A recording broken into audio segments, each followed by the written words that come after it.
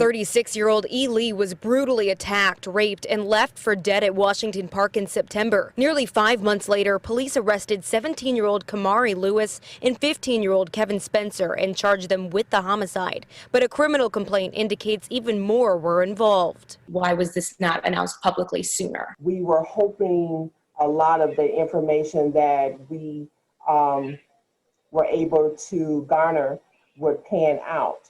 And when it seemed like it wouldn't, that's when we solicited the public's help. 12 News learned since the attack, Spencer was involved in 3 other crimes, including another homicide. Family and friends of 24-year-old Christine Engelhardt reeling over the news that she died after she was drugged, raped, and robbed last Thursday in her hotel room during a trip to South Beach, Florida. This is the last person I would think anything like this would ever happen to, and it breaks your heart when you know it's a genuinely good person who would do anything for anybody. To think like that they went through what they went through is just, it's sickening, it's sick. A judge ordered no bond for the 2 suspects, 21-year-old Evoir Collier and 24-year-old Dorian Taylor. After the Atlanta shootings, I was happy to see that the media, along with tons of celebrities and a lot of Black and Asian people, were finally shedding light on all the hate crimes aimed at Asian Americans. And yet at the same time, it made me upset to see that it took so many celebrities and so many politicians this long to come out and condemn all the attacks that have been aimed at Asian people. Because let's be realistic. When we turn on the news, most of the attacks that we see are being done at the hands of lots of Black individuals. Like the one that recently happened in New York City, where you have some security guards standing by doing absolutely nothing when a Black person savagely beat this poor Filipino woman. And then like the other situation I just showed you involving that Hmong woman who was violently raped and murdered by a group of Black people. And when all these attacks happened just several months back, nobody was paying any attention. The media only finally started paying attention when a mass shooting happened, and that's because it's very difficult for the mainstream media to pass up a story involving a mass shooting. And let's be realistic with ourselves here. The reason why the media has been quiet about this for the longest time is because they've known that most of the attackers have been a bunch of Black people.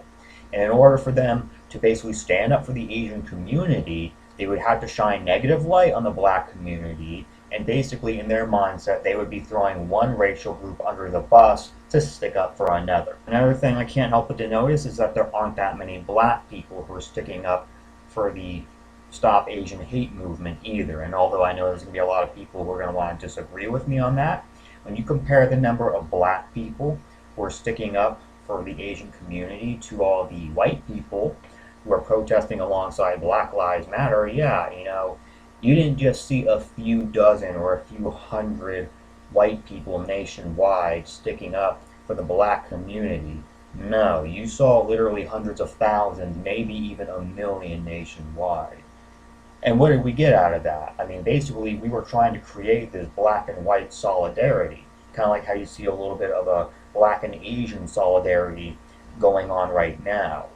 Now, this Black and white solidarity that we tried to create, all it did was create more problems. Now, that being said, I'm not saying that white Americans and Asian people should distance themselves more from the Black community.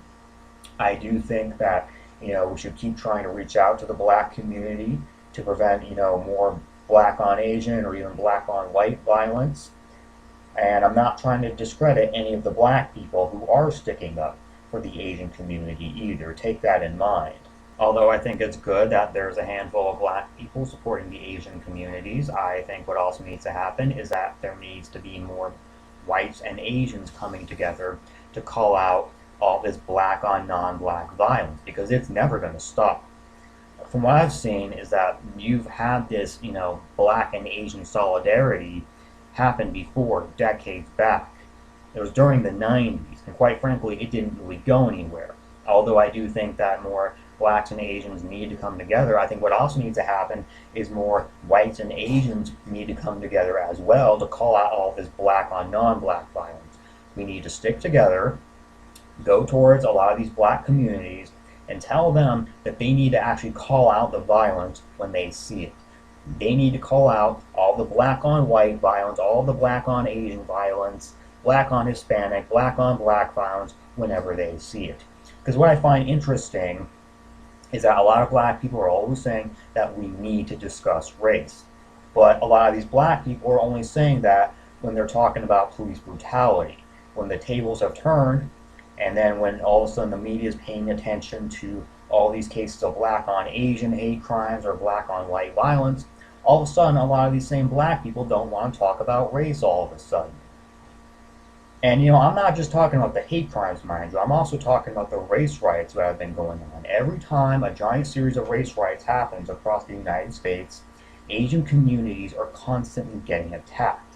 Businesses are being ransacked, burned to the ground, people are assaulted, people are murdered, and the mainstream media almost always turns a blind eye away from them because they're a little too focused on the black community. This is the problem with the mainstream media. They always feel the need to throw one community under the bus just to stick up for another. Basically, we've tried black and Asian solidarities before, and it was nowhere near enough to push for change. We've also tried black and white solidarities before. It seems like all we got after George Floyd death was tons of blacks and whites riding on the streets together, destroying this country. And with that being said, I think it's time we finally took a different approach to solve this whole racist issue going on in this country. Please leave your thoughts and comments down below, and try to stay safe out there.